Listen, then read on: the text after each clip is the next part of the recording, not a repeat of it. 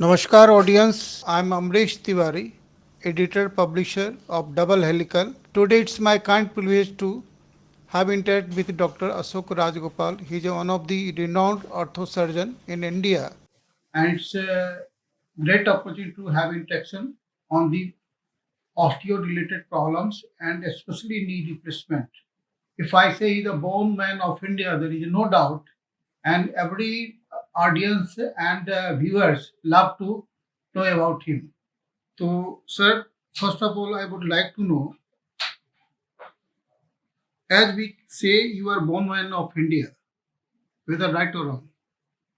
नमस्कार तिवारी जी।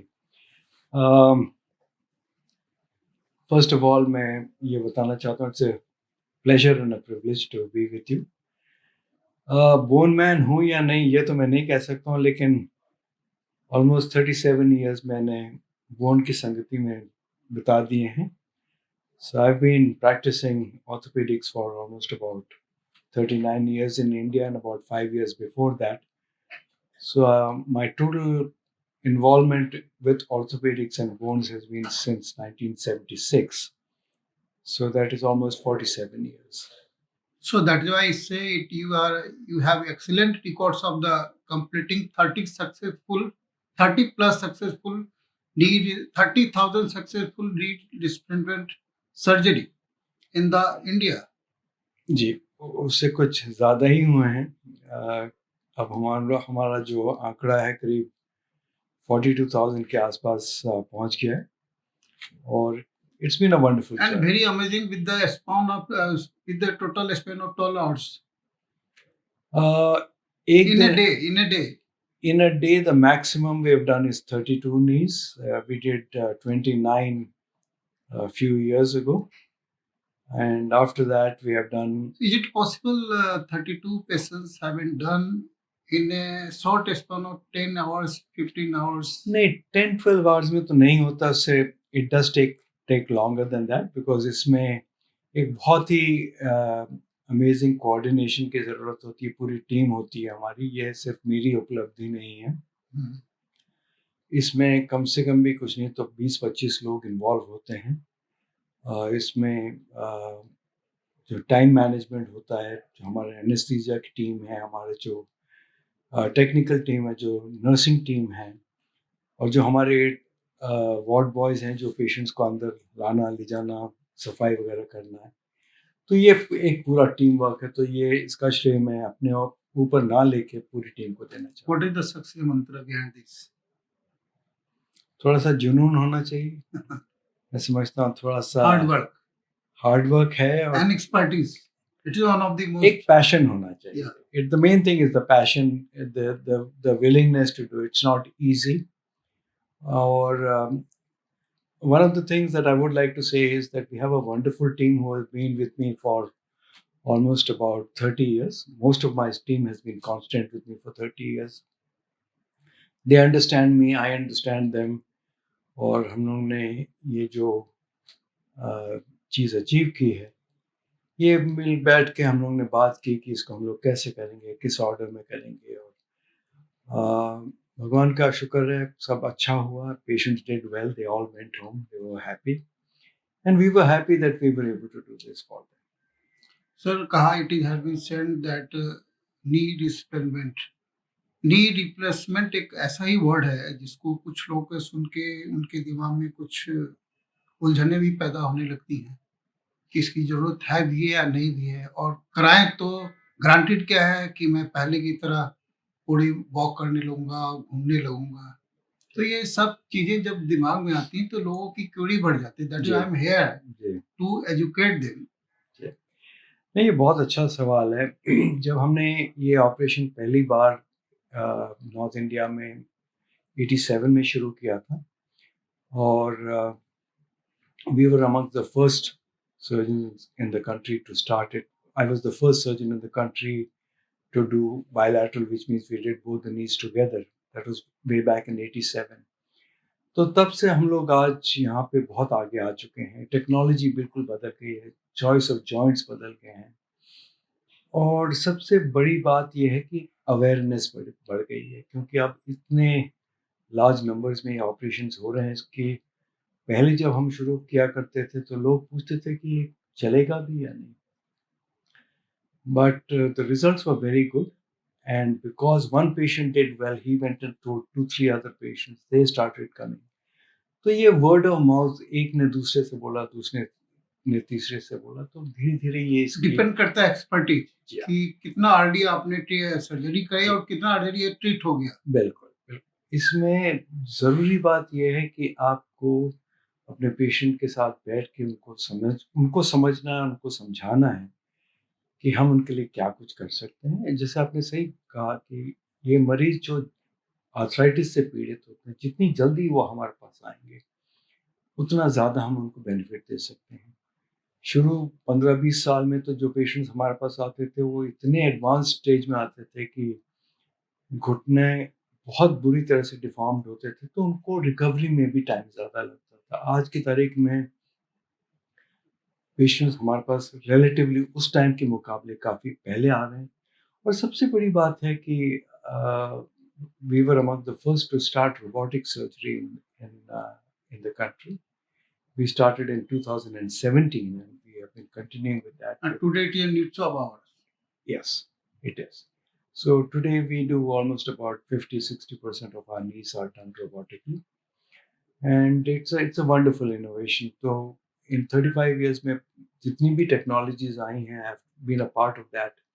कुछ मैंने डेवलप की हैं, कुछ मैंने यूज़ किया है, लेकिन वो आई और गई। लेकिन मैं समझता हूँ कि ये रोबोटिक्स का जो ऑप्शन हमारे पास आज अवेलेबल है, this is here to stay, ये कहीं जाने वाला नहीं।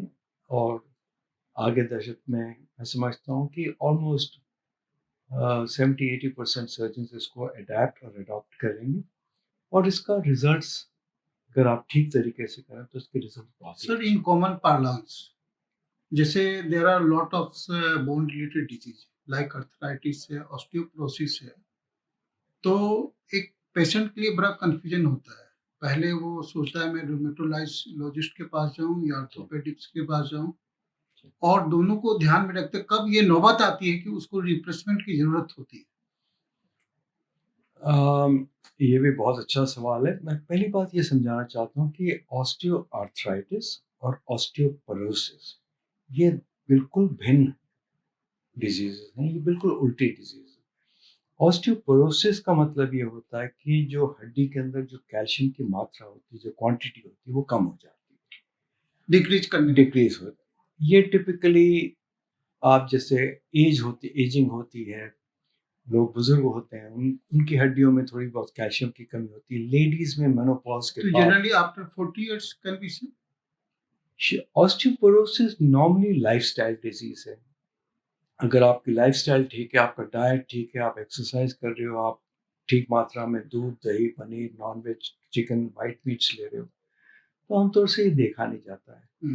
लेकिन अगर आपकी लाइफस्टाइल ऐसी है कि आप ज़्यादा एक्टिव नहीं हो, तो उन मरीजों में या उन पॉपुलेशन में ऑस्टियोपोरोसिस का इंडेक्स बहुत होता है। दूसरी बात ये होता है कि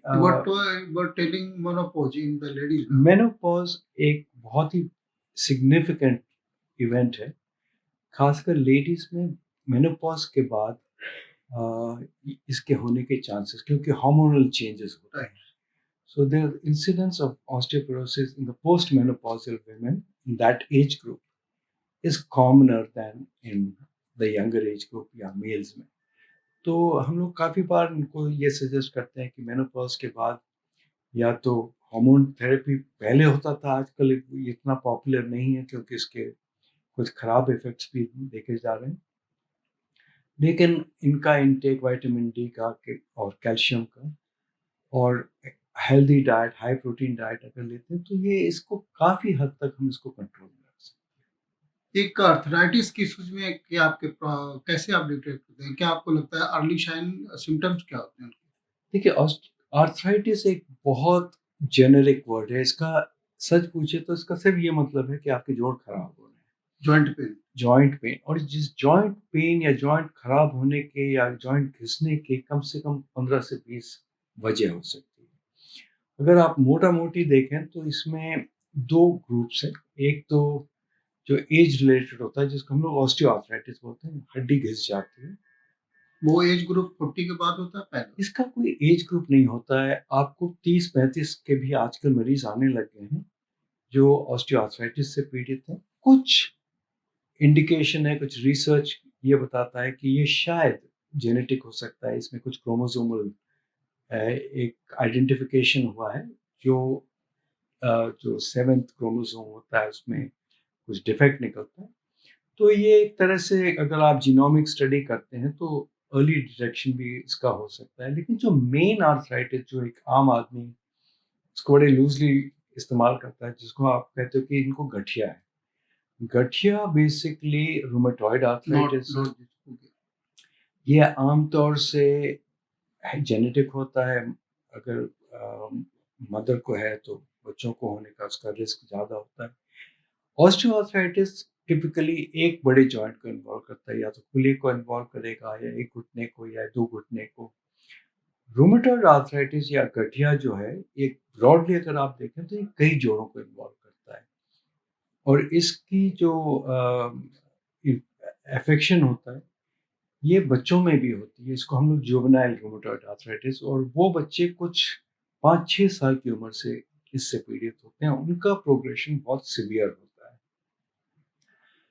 तो रूमेटॉइड आर्थराइटिस आपके तकरीबन किसी भी जोड़ को इफेक्ट कर So do सकता you think knot is a very challenging task for you people as a big surgeon and best surgeon and top surgeon? है। It is tough. Suppose once you have the knot, it is a treated, whether it is treated or going on longer. See, it should be treated. I think any problem today, particularly अगर आप big cities में Every problem has solution.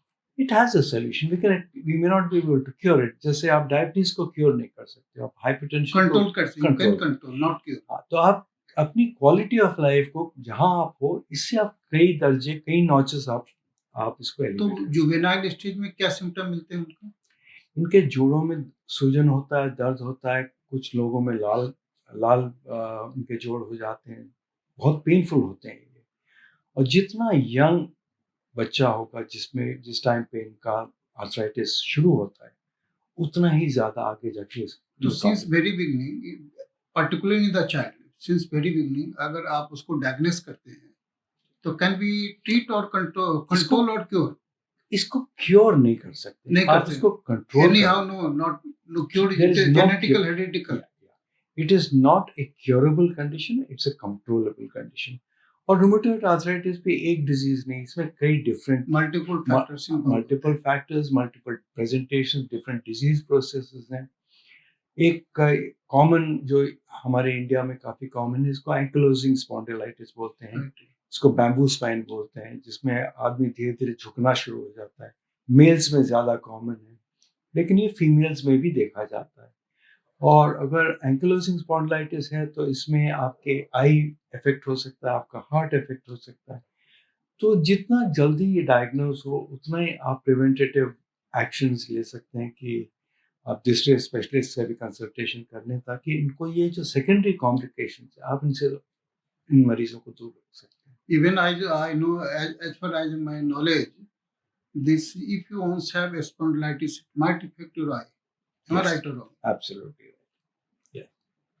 So what the reason behind that? So this is only genetic. It is a part of the disease process. Heart आपका involve हो सकता है, आपके ये जो जॉइंट्स होते हैं, जॉ के जॉइंट्स होते हैं, ये इन्वॉल्व हो सकते हैं, आईज इन्वॉल्व हो सकते हैं। तो पीरियोडिक चेकअप्स जो होता है, आईज का भी होना चाहिए, कार्डियक भी होना चाहिए, और जॉइंट्स का तो खैर आपने रूमेटोलॉजी का जिक्र किया। ये पेशेंट्स हैं रूमेटॉइड वाले, जिनका ideally first line of treatment should be with a rheumatologist. और अगर वो दवाइयाँ आजकल कई न्यू जनरेशन जिसको हम लोग बायोलॉजिक्स बोलते हैं, डिजीज मॉडिफाइंग ड्रग्स बोलते हैं, तो इसको काफी हद तक हम लोग कंट्रोल कर सकते हैं। ऑस्टियोपोरोसिस में अल्टीमेट ट्रीटमेंट क्या है? ऑस्टियोपोरोसिस में अगर आप इनको अर्ली डिटेक्ट कर सकते हो तो इसमें विटामिन डी, कैल्शियम, इसके अलावा कुछ और एक्सरसाइज, वॉकिंग है। लेकिन एक चीज, एक ड्रग और है जिसको हम लोग एलेंड्रोनेट्स बोलते हैं, जो आमतौर से आजकल कोविड के रहते ही बहुत हम लोग हिप की डिजीज देख रहे हैं, उसमें हम लोग इस एलेंटोनेट, जिसका रिसोफॉस ऑस्टियोपॉस कई नाम से भी जाना जाता है, ये चीज़ हम लोग ऑस्टियोपोरोसिस में भी यूज़ करते थे। इसका कुछ थोड़ा सा डिबेटेबल आजकल इंडिकेशन है। लॉन्ग टर्म में ये इसके कॉम्प्लिकेशंस हो सकते हैं, तो अगर हम इसको किसी मरीज को इन दवाइयों पर रखें तो उसको हमें टाइट्रेट करके मॉडिफाई करके देना सर, चाहिए। अगर हम बात करें पूरे हिंदुस्तान की, एक एज पर रिकॉर्ड एस्थेटिक जो हमारा है, आउट ऑफ अगर ये एक सैंपल सर्वे करते हैं, 10 मरीजों को आपने देखा डेली, तो उसमें कितने मरीज ऐसे पाते हैं जिनका जो बोन डिजनरेशन के स्टेज में है, उनको ऑलरेडी ट्रीटमेंट की ज़रूरत थी लेकिन नहीं हुआ और धीरे-धीरे वो डिफॉर्मेशन के स्टेज पे पहुँच गए। देखिए, इसका एग्जैक्ट नंबर तो मैं नहीं दे पाऊंगा, लेकिन हम लोग चूंकि एक टर्शरी लेवल हॉस्पिटल हैं, जहाँ हमारे पास जो मरीज आते हैं, हम आज भी करीब 30% ऐसे मरीज देखते हैं जिनका ऑपरेशन कम से कम 4-5 साल पहले हो जाना चाहिए था। लेकिन 35 साल के मुकाबले अगर आप आज की बात करें तो आज हम लोग फिर भी बहुत अर्ली पेशेंट्स को देख रहे हैं। लेकिन अभी जिस स्टेज पे यूएसए में या कनाडा में या ऑस्ट्रेलिया में पेशेंट्स आ रहे हैं, उससे हम बहुत दूर हैं, बहुत पीछे हैं। अभी भी हमारे जो पेशेंट्स की प्रेजेंटेशन है बहुत लेट आ रही that is we are win win situation. Sir, आपने भी मेरी बात से शायद सहमत होंगे, आजकल के यंगस्टर्स हैं काफ़ी, तो लाइफ़स्टाइल को लेके बहुत ही थोड़ा-सा पुअर या फूड की जो क्वालिटी होता है, जो वो इनटेक लेते हैं मोस्टली कई लड़के बाहर के फूड स्ट्रीट जो बाहर के खाने-वाने पे ज़्यादा ध्यान देते हैं या फ़ास्ट फूड खाते हैं। साथ में जो सिगरेट या अल्कोहल है, ये सब कितना इफ़ेक्ट करता है बोन के एक हेल्दी बोन के लिए? है। देखिए, सिगरेट तो हर चीज़ को इफेक्ट करता है, और जैसे हम लोग अगर ऑपरेट भी कर रहे होते हैं, इलेक्टिव सर्जरी जो इमरजेंसी ना हो, तो एक चीज़ जो हम लोग हमेशा मरीज से पूछते हैं कि डू यू स्मोक? अगर आप स्मोक करते हैं तो उसको कम से कम 2 से 3 महीने आपको अवॉइड करना चाहिए। तो cigarette then after operation will require. उसके बाद हम लोग ऑपरेट करते हैं। अगर आपको सर्जरी की ज़रूरत है और आप स्मोक करते हैं और आप 10-12 सिगरेट जो भी आप पी रहे हैं, तो हम लोग उसको सिगरेट का जो इंटेक है कम से कम 3 मंथ्स के लिए हम उनको एडवाइस करते हैं कि मत लीजिए, क्योंकि उससे infection, in any type of bone surgery? Any type of ideally it should be any type of surgery, क्योंकि कोई भी सर्जरी आप करते हैं, टोबैको का उस पर खराब इफेक्ट होता है, डायरेक्ट इम्पैक्ट। Direct impact. इसके अलावा जो आपने पूछा, ये जंक फूड है, जंक फूड इज जैसे नाम सजेस्ट करता है, ये होता ही जंक है, क्योंकि इसमें प्रोसेस कार्बोहाइड्रेट्स होते हैं। और ये एक बेसिक रीजन है कि इंडिया में डायबिटीज और मेटाबॉलिक सिंड्रोम जो होते हैं, due to junk food. It is because of wrong food, wrong habits. उसके साथ आप कंबाइन करते हो कि आपकी फिजिकल एक्टिविटी नहीं है, आप कुछ एक्सरसाइज नहीं कर रहे हो, तो ये सब मिला के India is the diabetes capital of the world. जितने, मेरे को एग्जैक्ट नंबर नहीं मालूम है, लेकिन मैं समझता हूँ करीब करीब 45-50% Yeah, you are Indians absolutely right. Yeah. Are diabetics. और Yeah, yeah. डायबिटीज के अपने एक एक क्लस्टर ऑफ डिजीजेस होता है, वो भी आपके इम्यून सिस्टम को लोअर करता है, इन्फेक्शंस के रिस्क ज़्यादा होते हैं, ये ब्लड वेसल्स को अफेक्ट करता है। तो हर चीज़ दूसरी चीज़ से जुड़ी हुई। अल्कोहल है, मॉडरेशन में आप लो, it's not bad. Some cardiologist actually believe आप 2 ग्लास अगर रेड वाइन हफ्ते में 2 या 3 बार लेते हो तो एक्चुअली आपके हार्ट के लिए अच्छा होता है। ये भी एक कहावत Proverbs है। बन गई हैं। हाँ, लेकिन जो आप अल्कोहल एक्सेस में लेते हो तो जो आपका लिवर डिजीज होता है, सिरोसिस होता है, Does it directly impact to your it bone? Does it does it does It does. तो ये सारी चीज़ें हैं। Healthy habits, healthy food, high protein diet, avoid junk food, control your diabetes, weight. आजकल के जो एनवायरनमेंट में हम रह रहे हैं, India is now the 6th or the 7th most obese Yeah. Country in the world. तो हमारा भी जो मोटापा है हमारे देश में, Fatty liver है, मोटापा। यहाँ ये भी धीरे धीरे बढ़ रहा है, जो कि ऐसी चीज है जो कि उल्टा होना चाहिए। चैलेंजिंग है ये चैलेंजिंग है, हर तरह से challenging। तो सर, अब now we come to our subject. It was the introductory. Sir, now we use a word total knee replacement. So total knee replacement includes either knee or hip. Total knee replacement सिर्फ नी को involve करता है. Why we use the term total? Total का मतलब ये होता है कि नी के अंदर 3 जोड़ होते हैं, 3 हड्डियां होती हैं. एक आपका नी कैप होता है जिसको हम पेटेला बोलते हैं, एक थाई बोन होता है जिसको हम फीमर बोलते हैं, एक टांग की हड्डी होती है जिसको हम टिबिया बोलते हैं. तो हम ये बेसिकली तीनों को रिप्लेस करते हैं, इसलिए इसको टोटल नी रिप्लेसमेंट कहते हैं. और ये इसलिए भी कहते हैं कि आज के ज़माने में हम जोड़ को आधा भी रिप्लेस कर सकते हैं, इसको हम पार्शियल नी रिप्लेसमेंट बोलते हैं. तो इसको एक डिफरेंशिएटर हो जाता है. अगर आप किसी पेशेंट के पास जाते हो और उसका एक हिस्सा इन्वॉल्व है, आप सिलेक्टिवली सिर्फ उस हिस्से को, क्या एक बार में तीनों की सर्जरी की जा सकती है? बिल्कुल उसी को टोटल नी रिप्लेसमेंट. अच्छा. And hip, what about hip? Hip में भी पार्शियल नी हिप रिप्लेसमेंट होता है. जैसे बुजुर्ग आदमी है, उनके गोले की हड्डी टूट गई, जो गोला टूट गया है, आप सिर्फ उस गोले को बदल सकते हो, इसको पार्शियल हिप रिप्लेसमेंट बोलते हैं. या आप सॉकेट और बॉल दोनों को रिप्लेस कर सकते हैं, जिसको आप total hip replacement. So can you see the totally age related issues? It can be age, it can be injury, it can be disease, it can be a combination of. As exception, कोई young stage में ऐसा case detect हुआ है? I don't think so. सबसे common चीज तो ये Covid के साथ हुई. कोविड के जितने भी लोग हॉस्पिटल में एडमिट हुए थे या नहीं हुए थे, बहुतों को स्टीरॉइड्स दिया गया. स्टीरॉइड की वजह से इनके जो हिप की जो blood supply. This is a breaking news. This is called news item कि COVID, during COVID, due to steroid, they might effect of the bone issues. जी, बहुत ज़्यादा हो गया है. हर जगह, हर सेंटर में जो हिप रिप्लेसमेंट जो स्टीरॉइड की वजह से प्रॉब्लम हुई, उसकी मात्रा 2-3 गुना ज़्यादा बढ़ गई. सर, आज के दौर में जो आप नी रिप्लेसमेंट करते हैं, आपकी तो एक्सपर्टीज है, सारे आपके एक वर्ल्ड फेम एक्सपर्टीज के नाते आते हैं, बहुत सारा ट्रीटमेंट लेके जाते हैं, उनको भी अच्छा लगता है कि I met to doctor Rajagopal, he is one of the best surgeon in the world, so that he can do, if they do then okay, 100% okay. लेकिन जो आजकल जो नी रिप्लेसमेंट का इशूज है, एक कॉस्ट फैक्टर है सर. उस cost factor को देखते हुए, मरीज के इजीनेस को देखते हुए, जो उनके पॉकेट, जो जेब जो अलाउ करते हैं पॉकेट मनी, तो इन सभी चीज को ध्यान में रखते हुए इसको और कैसे सिंप्लीफाई किया जाए, क्या आइडियाज है, बिकॉज यू आर विजन पिता of this field, simply as simple as.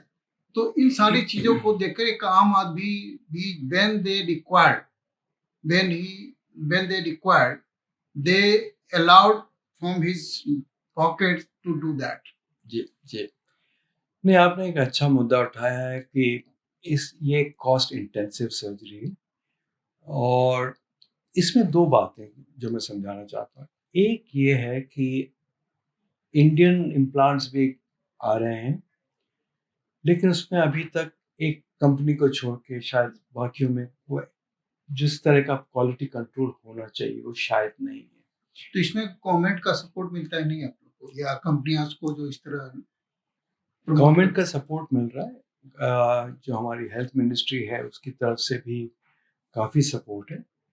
Ayushman patients हैं और बाकी भी जो हमारे CGHS के पेशेंट्स हैं, ECHS के पेशेंट्स हैं, रीजनल जैसे हम लोग हरियाणा में हैं तो हरियाणा गवर्नमेंट के जो हैं, तो सब्सिडाइज ट्रीटमेंट्स. फिर कॉर्पोरेट्स हैं जैसे ONGC है, इंडियन ऑयल है, इंजीनियर्स इंडिया लिमिटेड है, BHEL है, एयर इंडिया है, वो तो पैनल पे हैं. तो सारे पैनल के, तो उनमें हमें इतनी परेशानी नहीं होती. मेन प्रॉब्लम होती है जो आउट, जैसे आपने कहा, आउट ऑफ पॉकेट, अपनी जेब से वो दे रहे हैं.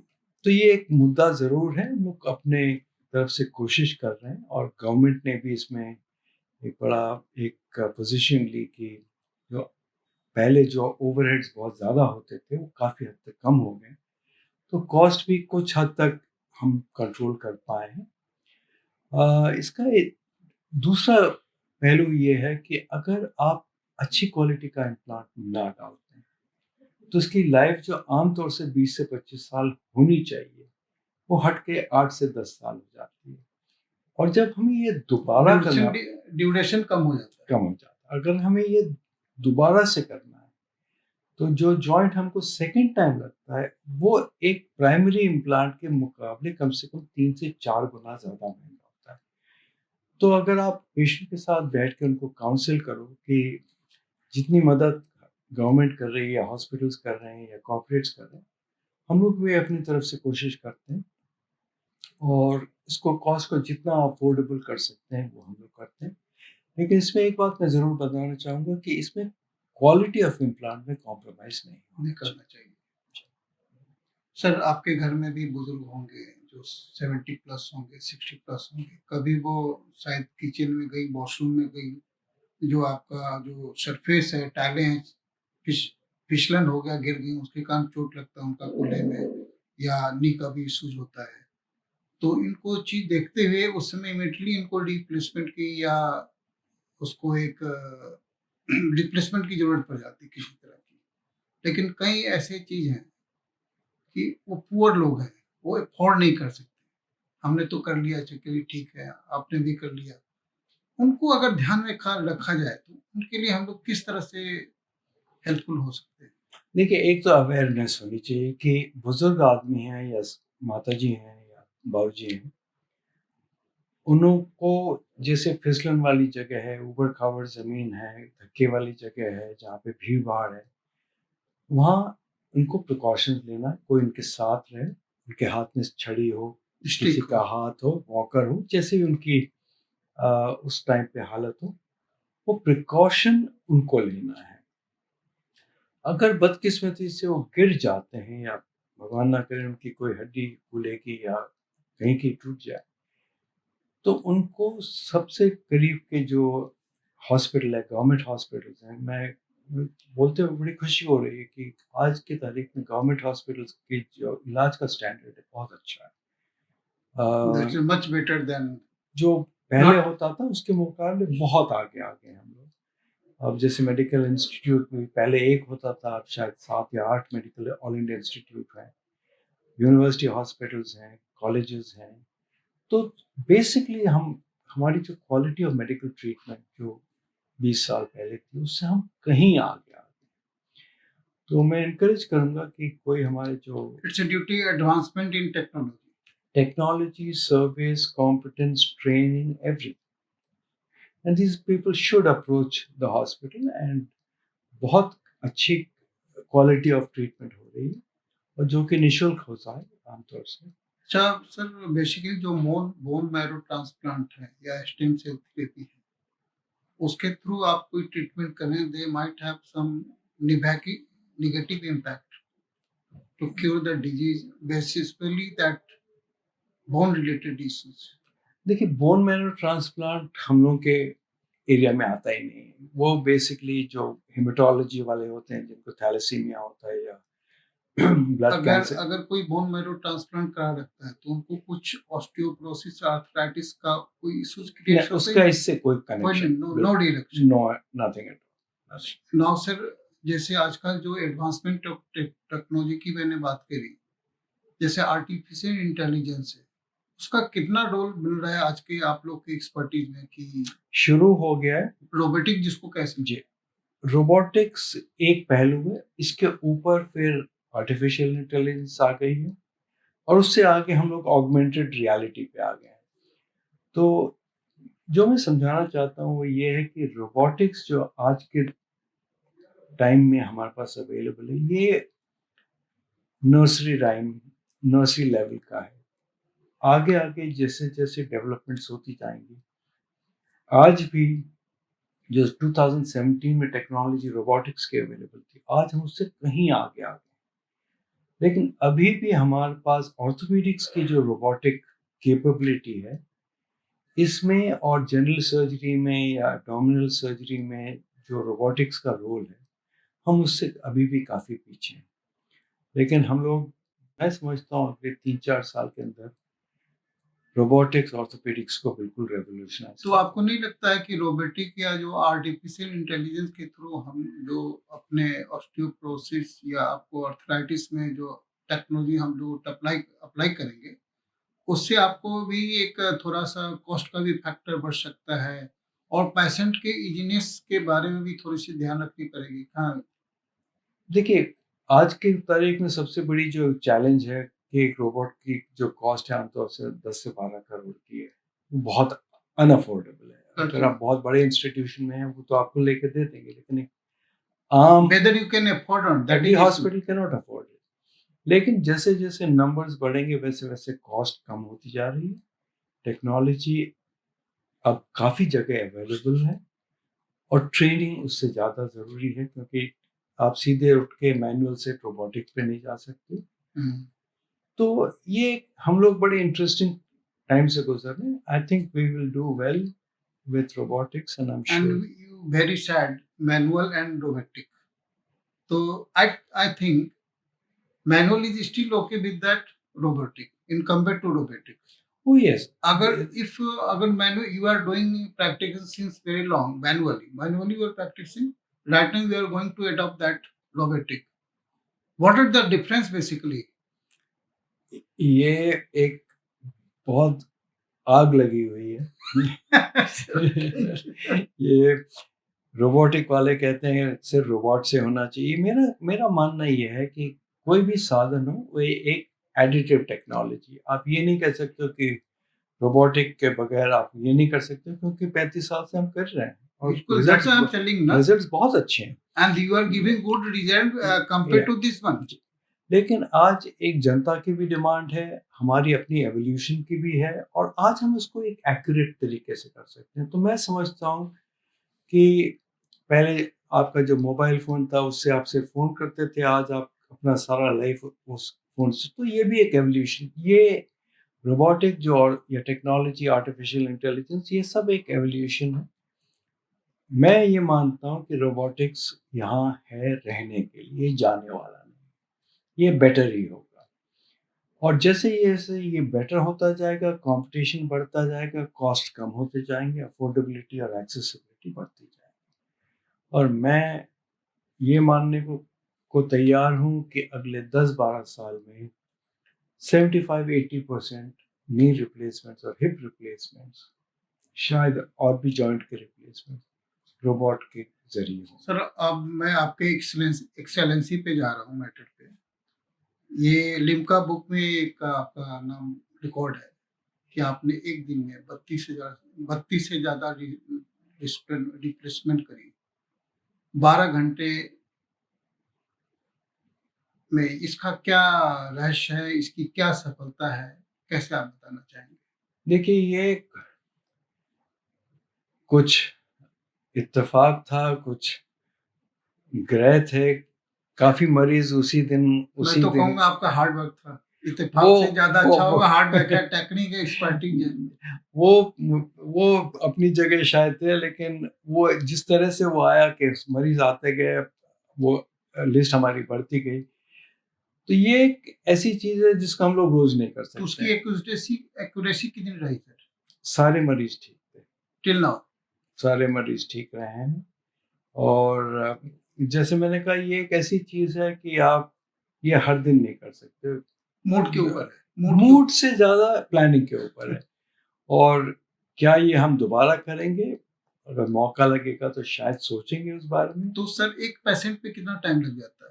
जैसे 12 घंटे देखिए, में आपने किया। हमारे पास 3 ऑपरेटिंग रूम्स थे, तो हम लोग इसको बेसिकली लूप सर्जरी बोलते हैं। एक किया, जब तक ये खत्म हो रहा है, दूसरा स्टार्ट हो गया, दूसरा खत्म हो रहा है, तीसरा स्टार्ट हो गया, जब तक तीसरा खत्म हो रहा था, पहला वाला रेडी हो गया। तो हम लोग बेसिकली एक तरह से असेंबली लाइन की तरह 1, 2, 3, फिर 1, 2, 3 इस तरीके से हम लोग कर रहे थे।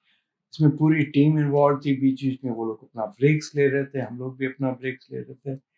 तो ये जैसे मैंने कहा था कि इसमें बहुत प्लानिंग, एफर्ट और सबका योगदान था। तो हम लोग भी कर कुल पाए। मिला के 35 सालों के करियर में आपने 32,000 से भी ज़्यादा आपने रिप्लेसमेंट कर ली। कैन वी से? मैंने करीब 41-42,000 के आसपास किए हैं। अच्छा सर, एक बहुत ही इंटरेस्टिंग है, तो आपका एक फाउंडेशन है राजगोपाल फाउंडेशन। जी। आप प्रिविलेज चाइल्ड के लिए भी, ऑर्फन चाइल्ड के लिए बहुत कुछ करते हैं। तो थोड़ा-सा बताना चाहेंगे कि आपका मोटो क्या है? और आप इसको कहाँ तक बुलंदियों पे ले जाना चाहते हैं अपनी सेवा भाव से?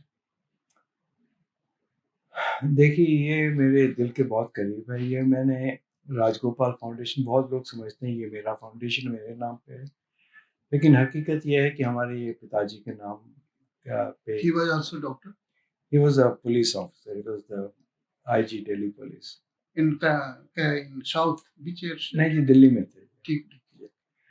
तो ये उनकी मेमोरी में, उनकी यादगार में हमने ये स्टार्ट किया था। और उनका एक चैरिटी की तरफ उनका बहुत ध्यान था। वो हमेशा एक लोगों को हेल्प करने की कोशिश करते थे। तो हमने उसका एक एक्सटेंशन लिया है और इसके बेसिकली 2 पहलू हैं। एक तो जो गर्ल चाइल्ड होता है, और हम लोग कोशिश अपनी तरफ से करते हैं, जो अफ़ोर्ड नहीं कर सकते हैं, गर्ल चाइल्ड है, उसको हम ग्रेजुएशन तक का उनके स्कूल की फ़ीस और उनके कॉलेज की फ़ीस, ग्रेजुएशन पढ़ाई के साथ भरण पोषण से। और जो उनका वोकेशनल स्टडीज़ होता है, स्टेनोग्राफी है, रेडियोग्राफर्स हैं, इस तरह की जो टीचर्स हैं, इन लोगों को हम लोग सपोर्ट करते हैं। एक तो एक पहलू ये है। दूसरा ये है कि जो सिंगल मेंबर है फैमिली का, जिनको आर्थराइटिस से पीड़ित हैं और वो ब्रेड अर्नर्स हैं, वो अपने काम पे नहीं जा पा रहे, तो हम लोग राउंड द कंट्री जाके, हमारे काफ़ी कलीग्स हैं जो हमारी हेल्प करते हैं। हम उनके सहयोग के साथ हम उनके हॉस्पिटल में जाकर ऑपरेट करते हैं। जो जॉइंट, जो मेन इसका एक्सपेंस होता है, वो एक्चुअली जॉइंट का कॉस्ट होता है, तो वो हम लोग बेयर करते हैं। बेयर करते हैं। अपनी फीस वगैरह कुछ नहीं होती है। हम लोग दवाइयाँ भी, जहाँ कैन तक वी से totally free of cost? Totally free तो नहीं है, लेकिन अगर नॉमिनल चार्ज है ये। जो ओरिजिनल कॉस्ट होता है उसका 10-15% को पे करना चाहिए। तो ये अभियान को आपने पूरे गाँव-गाँव तक लेके गए हैं अभी तक, और भी ले जाना है? कोशिश यही है, जब तक कर सकते हैं करेंगे, क्योंकि आप ये एक, मैं समझता हूँ एक तरह से हमारा जुनून है to give back to society. हुँ। ये हमारे फादर की भी सोच थी कि जितना इसमें आप कर और भी लोग जो एक कुलीन लोग हैं और वेल एस्टैब्लिश्ड पर्सन है, वो भी आपसे जुड़े हैं? हम लोग फंड रेजिंग भी करते हैं। हुँ। हम लोग अपना फंड रेजर्स हैं हम लोग, वो भी कुछ एक्टिविटीज़ हैं जो हम करते हैं। हुँ। ये प्योरली वॉलंटरी है। कुछ लोग डोनेट करते उसमें से हैं। सर कोई यूनिक एग्जांपल दे सकते हैं जो बहुत ही नीडी था, आप लोगों ने उनकी हेल्प करी और नी रिप्लेसमेंट से रिलेटेड, वो आजकल बिल्कुल ठीक हो गया, घूम रहा है, सकता है, मूव कर सकता है, खा पी सकता है सारा। सो that he remember always always. देखिए, जो वैसे हमने काफ़ी करीब 125 ऐसे मरीजों को ऑपरेट किया है, लेकिन जो मेरे ज़हन में बात आती है, वो एक यंग लड़की थी, उनके बिहार की लड़की थी, बच्ची थी। उसको आपने जो ये जुवेनाइल रूमेटॉइड आर्थराइटिस, इसको आर्थराइटिस हुआ था जब ये शायद 12 या 14 साल की थी। उनके फादर पोस्ट मास्टर थे बिहार के किसी गाँव में। तो उनको किसी ने, कौन सा जगह था बिहार में? अब ये मुझे याद नहीं होगा, लेकिन बिहार के ही थे। No issue. तो ये उन बच्चे को लेके आए थे। उनकी उम्र होगी कोई 27-28 साल। He came to Delhi. She came to Delhi, wheelchair पे थी, एजुकेटेड, और वो कुछ वैसे इंटेलिजेंट थी, लेकिन कुछ काम काज नहीं कर पा रही थी, क्योंकि चल ही नहीं पा रही थी, बेड पे थी ऑलमोस्ट। तो उनको हमने ऑपरेट किया स्टेज करके, और बड़ी खुशी होती है कहते हुए कि 2-2.5 साल 3 साल के बाद she completed her masters in computer sciences। आज की तारीख में वो यूएस में है, उनको जॉब मिली है वहाँ पे। That's good, excellent. और मेरे इत्तेफाक से एक्सीडेंटली न्यूयॉर्क में उससे मुलाकात भी हुई रोड पे चलते हुए। गुड, कांग्रेच। तो ये कांग्रेचुलेशन। ये अच्छा, एक बड़ा अच्छा जुनून लगता है कि आपने किसी की कुछ मदद की, और this was done through the foundation, we did not charge anything. उनके ट्रीटमेंट को भी हमने सब्सिडाइज किया था। तो ऐसे काफ़ी एग्जांपल्स हैं, लेकिन हमारा बेसिक मोटो यही है कि आप अपना काम करो, उनको अपने टांगों पे खड़ा करो, और let them get on with life. ये कहा जाए, जब तक टांगों पे, बुजुर्गों ने फरमाया, टांगों पे खड़ा होके दिखा, वही वाली बात है। बिल्कुल जी, आप खड़ा होने की सूरत में नहीं है तो आप क्या करेंगे?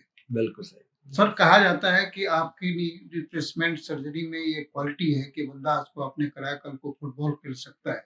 कहाँ ये सच्चाई कहाँ तक है? देखिए फुटबॉल तो नहीं खेल पाएगा फिर भी कोशिश तो करेगा। मैं समझता हूँ इसमें हमारी कोशिश ये होती है कि हर मरीज को हम वो उस क्वालिटी का इलाज करें जो हम अपने सगों के लिए करेंगे। तो हम लोग कॉम्प्रोमाइज़ नहीं करते हैं, चाहे कोई भी आ जाए, और हमारी कोशिश ये होती है कि जो बेस्ट हम लोग उनके लिए दे सकते हैं। तो हम लोग अपने मरीजों के साथ टाइम बहुत व्यतीत करते हैं, उनको पूरा समझाते हैं कि उन्हें क्या करना है, जो हमें कि क्या अक्सर करना डॉक्टर नहीं दे पाते हैं। ये है। प्लस और पॉइंट है, जी, अगर मरीज से आप 2 मिनट ढंग से बात कर लिया, आधी बीमारी तो ऐसे ही गायब हो जाती है। तो भगवान का भी शुक्र है इसमें, अपने बुजुर्गों का ये आशीर्वाद है। हाथों का हुनर है ना? ये कहने को अच्छा लगता है, लेकिन मैं समझता हूँ ये आशीर्वाद ही है किसी का। अच्छा, और अभी तक भगवान की कृपा से अच्छे रिजल्ट्स आ रहे हैं, और उम्मीद करते हैं आगे भी बढ़ते रहें। अच्छा सर, मैंने सुना है और मैंने देखा भी है, मैंने सुना भी है और देखा भी है, दोनों वाक्य यूज़ कर रहा हूँ। यू आर गुड बांसुरी वादक हैं, फ्लूट बजाते हैं और फ्लूट नहीं, यू हैव मैं bone you have bone millions of heart in India.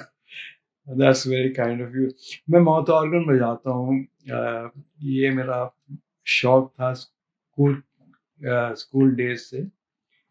तो हम लोग साल में एक बार वो एक म्यूजिकल प्रोग्राम भी करते हैं। कुछ हमारे बड़े अच्छे मित्र हैं जो कंट्रीब्यूट करते हैं इस फाउंडेशन, ये भी फाउंडेशन के बेसिस पे करते हैं, लेकिन शौकिया तौर पे मेरा एक यूट्यूब चैनल भी है जिसमें मैं अपने गाने अपलोड करता हूँ। ये एक स्ट्रेस बस्टर है, मुझे अच्छा लगता आजकल है। डॉक्टर की ये शौक काफ़ी है। मैं अभी just recently I met to doctor S Gulati. She is also saxophone बजा रहा सैक्सोफ़ोन बजाते हैं। तो मैंने जी, पूछा आप क्यों बजाते हैं? तो he told me since Covid I started to avoid the loneliness. बिल्कुल, बिल्कुल। नहीं, बड़ा रिलैक्सिंग है, बड़ा अच्छा रिलैक्सेशन होता है। अच्छा सर, अब जाते-जाते मैं आपसे एक क्वेश्चन चाह रहा हूँ, बच्चों में ऑर्थोपेडिक्स ऑर्थोपेडिक डेंसिटी है या उससे रिलेटेड कोई इश्यू लेकर आप क्या कहना चाहेंगे? देखिए, सबसे बड़ी इसका ज़िक्र हमने पहले भी किया था, जंक फूड अवॉइड करिए, मोटापा अवॉइड करिए, एक्सरसाइज़ ज़रूर करिए, आउटडोर एक्टिविटीज़। आजकल के बच्चे इतने मोबाइल फ़ोन में और कंप्यूटर्स में और टीवी में घुस गए हैं कि वो बाहर जाके जो व्यायाम, एक्सरसाइज़, ये करीब-करीब ना के बराबर हो गया। स्टडीज़ का प्रेशर अलग है। तो अगर आप अपने लिए वो टाइम निकाल सकें और आप अपनी फ़ोकस अपने हेल्थ पे रखें, तो मैं समझता हूँ कि the future of India is the youth. Already हम लोग शायद 65% अंडर द एज ऑफ 35 या 40 हैं। तो मैं समझता हूँ ये पीढ़ी अगर हेल्दी होगी तो आगे अपने देश का भविष्य भी अच्छा होगा, हेल्दी होगा। मोटापा अवॉइड होना चाहिए, एक्टिविटीज़ अच्छी होनी चाहिए, और सबसे खुशी की बात ये है कि ऑलरेडी हम वो ट्रांसफॉर्मेशन देख रहे हैं। अगर आप नीरज चोपड़ा को देखें, आप अ, बाकी स्पोर्ट्स में देखें, हमारे एथलीट्स अब पोडियम पे दे हैं, are doing medal well, they are doing well, they are earning gold medals, and Abhinav Bindra हैं, good Neeraj. Shooter and world record. तो मैं समझता हूँ कि शायद मोदी जी ने ये कहा था कि ये हमारा संकल्प है। संकल्प भी है, और ये हमारा दशक भी है कि इंडिया विल बी सीन विश्व एवरीवेयर। गुरु और एंड मैं ही इज समझ doing well, I think so, very I am doing very well and confident that well. his words will come true, and I think we will definitely be a force to reckon with. Sir जैसे आपने, खास करके मैं किसी का नाम नहीं लूँगा, मेरे बच्चों का आपने बेटे को ही चेक चेक किया था, उसके जैसे कई बच्चों में एक ज़हन में हो जाता है कि हमारा जो चलने का जो स्टाइल है, या तो मेरे को प्रॉब्लम है वाक़ई में, तो उसको कोई बच्चे बोल देते हैं, उसके दिमाग में बैठ जाता है कि वाक़ई में प्रॉब्लम है, तो चलो डॉक्टर से कंसल्ट करते हैं या विटामिन डी खाते हैं। तो ये सोच जो बच्चों में डेवलप गलत होती है, ये गलत है। अगर प्रॉब्लम है, वहम पे इलाज नहीं होना चाहिए। ये इस बात पे मैं टोटली बिलीव करता हूँ। बहुत बार होता है कि लोग कहते हैं तो आपको लगता है मैं बीमार हूँ, वो गलत है। अगर आपको कोई तकलीफ है, कोई दिक्कत है, आप जाके अपने डॉक्टर से मिलिए, चाहे वो आपके ऑर्थोपेडिक सर्जन हो या आपके पीडियाट्रिशियन हो। वहम का इलाज मत करिए क्योंकि उसका इलाज हो नहीं सकता है। लेकिन अगर आपकी जाँच में कोई ऐसी जैसे चीज़ ग्रोइंग चाइल्ड है, तो क्या जैसे उस बच्चे ने पैदा लिया, जैसे-जैसे एज ग्रो कर रहा है, तो उसके जो चलने के स्टाइल हैं या बॉडी का जो आप उसको कुछ नहीं कर सकते। वो जैसे चलेगा वैसे ही चलेगा। लेकिन अगर उसकी हड्डियों में, जोड़ों में कुछ टेढ़ापन है, कोई इश्यू है, तो फिर आप उस चीज़ का इलाज कर सकते हैं। कुदरती आप किसी की चाल या ढाल या उसका शेप चेंज नहीं कर सकते। so do you think intake of overdose vitamin D is worse for your bone? Absolutely. More vitamin D is actually worse than less vitamin. So simply what types of vitamin you used to take? नहीं, इसका एक line में answer नहीं। जो आपकी ज़रूरत होगी उसके हिसाब से आप उसका इलाज करें। Sir, wish you all the best, and Thank you so I am much. very obliged to have shared lot of times with us, and I always try to disturb you for the betterment of the Thank public. Thank you. thank you so Namaskar. much. Thank you. Namaskar.